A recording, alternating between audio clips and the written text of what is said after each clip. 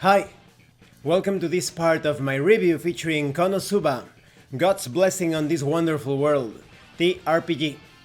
If you haven't seen the other parts of my review featuring this role-playing game based on the popular isekai series, please check out the playlist in the description below. This time we are going to talk about the flow of combat. In Konosuba, combat is broken up into segments of in-game time called rounds. A single round consists of 4 separate processes: the setup process, the initiative process, the main process, and the cleanup process, continuing until all characters participating in combat have finished performing actions, with additional rounds continuing until combat is over. It's pretty obvious to determine when combat actually begins, but the game master has to be the one declaring combat officially. If you need to quantify in the world of the game how long a round takes, the suggested amount is 1 minute. If needed, of course, this may be shorter or longer, depending on context. Because combat progresses through rounds, sometimes individual combat is called round progression. Rounds can also be used for various non-combat situations, such as disengaging traps in a limited amount of time, or running from a giant boulder that's rolling towards the players. The game master doesn't need to change the scene just because combat has started. The game master may switch scenes if deemed appropriate, or work individual combat into the flow of the scene itself as a continuation of it. By the way, I find it a bit weird that they call combat and individual combat as the same thing. I think it's a bit confusing or unnecessary. So if you listen to me as I talk about combat or individual combat, it's actually the same thing. Any characters who have not yet acted in the current round of combat are called ready, while those who have finished acting are called spent. These are both dealt with in different ways. A ready character is one who has not yet performed the main process in the current round.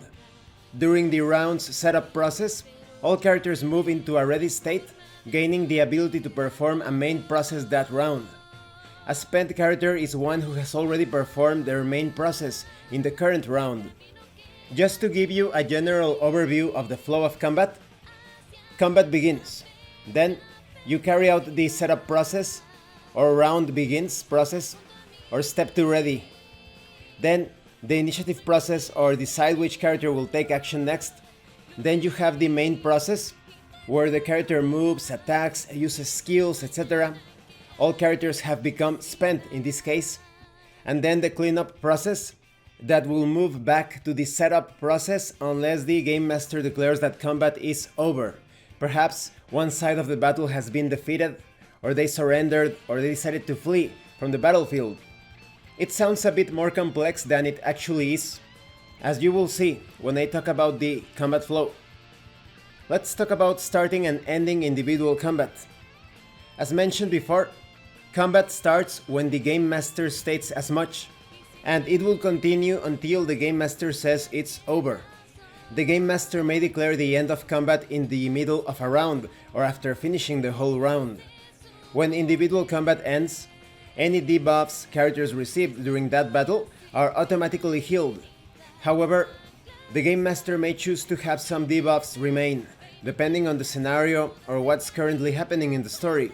If a character has not yet gone through their main process for the current round, they can take it before combat ends with the game master's permission.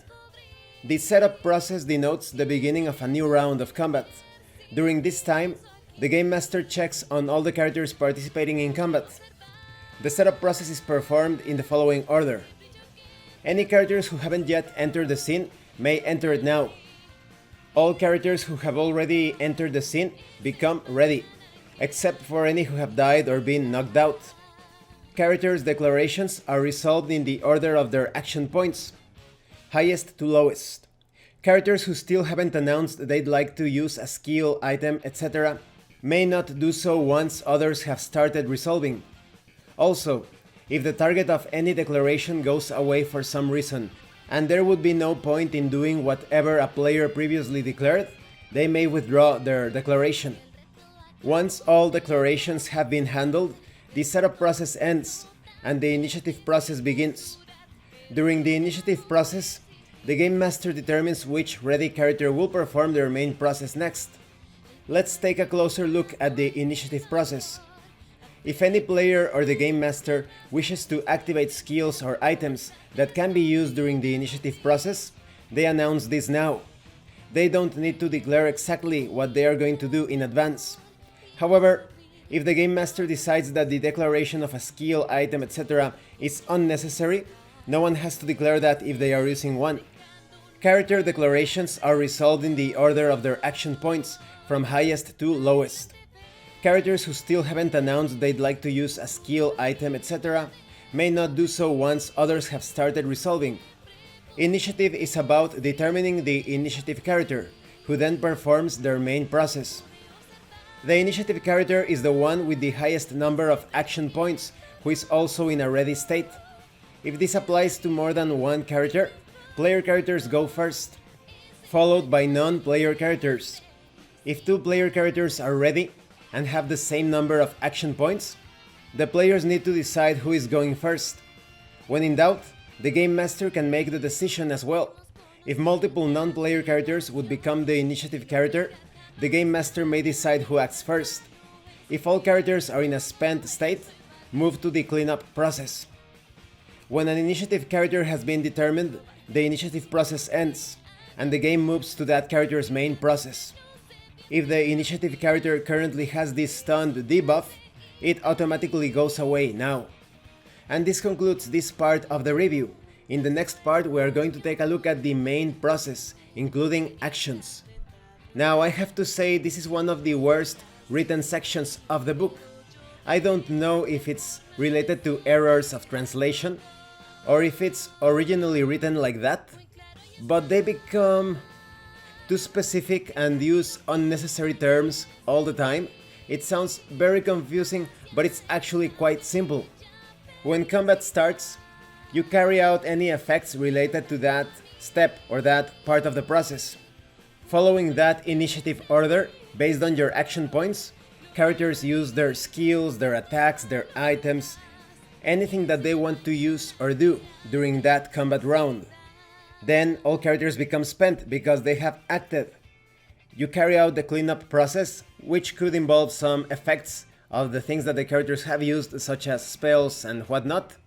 And then the sequence begins again, unless one side of the battle has defeated the other side or combat stopped for some other reason, due to negotiations or one side fleeing from the battlefield, etc. In fact, in the flow of combat chart, I see that two of the steps are repeated, so I think that's a mistake or an error, because it's exactly the same thing, just take a look. So if you want to further simplify things, just think about this as combat begins, initiative is determined, characters carry out their actions, they are spent, this round of combat ends, and a new round of combat begins. I actually like how initiative is determined by the number of points given to you, based on the item, the weapon that you are using, etc. Because it's somewhat old school. It reminds me of Advanced Dungeons & Dragons 2nd edition, where the heavier weapons are a bit cumbersome, and the lighter weapons actually give you a certain advantage to act quickly. Thank you for watching this part of the review. If you have any comments or questions, please let me know. And thank you so much to those of you who have been supporting the channel by sending drive-thru RPG gift certificates. If anyone else wants to further support the channel, the information on how to do that will be in the description below. Once again, thank you, and see you later.